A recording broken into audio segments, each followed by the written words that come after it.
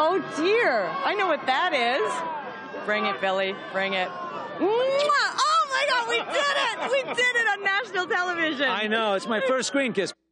With your frosty tips. That was a while ago. Darn it, those frosty tips came out again. Darn it, there's me and Nia Vardalos smooching on a red carpet a few years back. It was around the holidays. How was the kiss, Nia? Was it a good one? It was very good. Strong I'm going to form. cast you as my next co-lead. I got to say, I always make out with guys way out of my league, and you are in the running.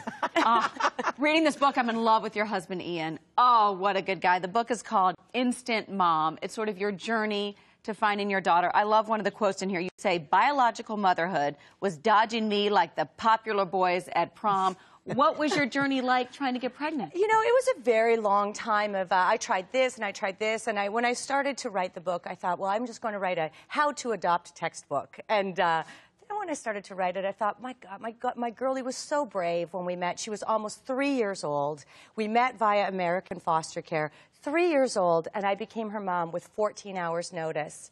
So that's why Instant Mom is the title. And because of that, I thought, well, if this kid can be so brave, I'm just going to put it all in the book. And, you know, this morning when you came in, Kit, and you were telling me that you read it in a day, I was like, I feel very exposed. But at the same time, we have had just so many instances of bravery that we've seen in the last 24 hours. This is nothing compared to the things that we've seen, but it's all about, this is my story, and it's in there. Ilaria, almost 3 when you meet her. Is she trusting from the very beginning? Is she looking at you? No, I don't want to sugarcoat adoption. You know, at the very beginning, yes, very trusting. It was a beautiful moment. She called me Mommy in that first meeting. It was fantastic, and I write about it in the book. But then it got ugly, you know.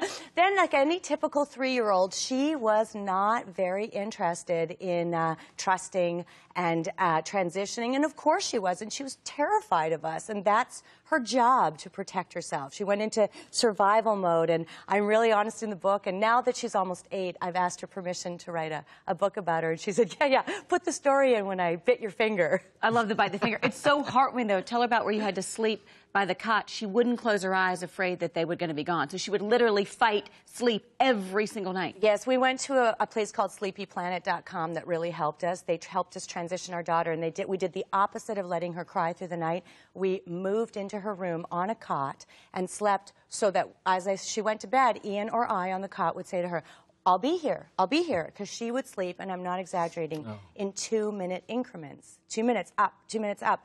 And then she would go to sleep, wake up, see me on the cot, and slowly the 2 minutes turned into 20 minutes but we rocked her, rocked, to the point where I felt her cleave to my body. And I understood now that when you carry a biological pregnancy, that's what you're doing. You're beginning to hold your child. And mine was, my daughter was 3, but I had to got to hold her this way. And slowly, our hearts started beating together, and she would sleep. Oh, yeah. Oh, I was crying my whole way. Don't do that to me. Go back, to the beginning. 13 in vitro. For any parent out there, you know, or any mom going through this, you know what this is like for both, even the husband as well. And then the doctor makes a mistake. Well, yes, I decided to put that in because it really is about a moment of deciding and accepting the signs that are there, saying to you, go a different way. And, you know, I do make fun of myself incessantly in the book and tell all the funny stories. And even I name drop having dinner with the Queen of England. But I thought, you know, I'm going to put this story in because I'm going to tell what happened, that there was a mistake at the lab, and it's nobody's fault, and I put it in, and I put a lot of things in that I can't believe I did it, and I printed it and then showed it to my friends. Just breaks, but I feel like it was your journey leading you. Yes, it is. It is my, and it's common. What I found so surprising is that we're all instant moms and dads. We all are. Nothing can prepare us for the incredible, daunting, and excellently wonderful experience of keeping this creature alive. And I found a beautiful bond and compassion from so many biological moms and mothers who got to adopt their kids, and dads who said to me, oh, it's the same. And I realized it is the same. Do you and Ian and Ilaria want a brother or a sister, or what do we think? We do. We have an incredible habit of finding dogs on the street. So right now we have adopted so many dogs, it's ridiculous. And we are on waiting lists for children adoption as well. We're on waiting lists from China to Greece to here in America to Canada. So we'll see what happens. The phone could ring. Well, I want to be part of your family. Reading this is the best family of all time, full of love and laughter. I'm so happy for you. Thank you so happy much. for you, and I'm so happy for Ilaria that she found you and Ian. Thank you so much. Two great people. Get this book. Her book, Instant Mom, is in stores right now.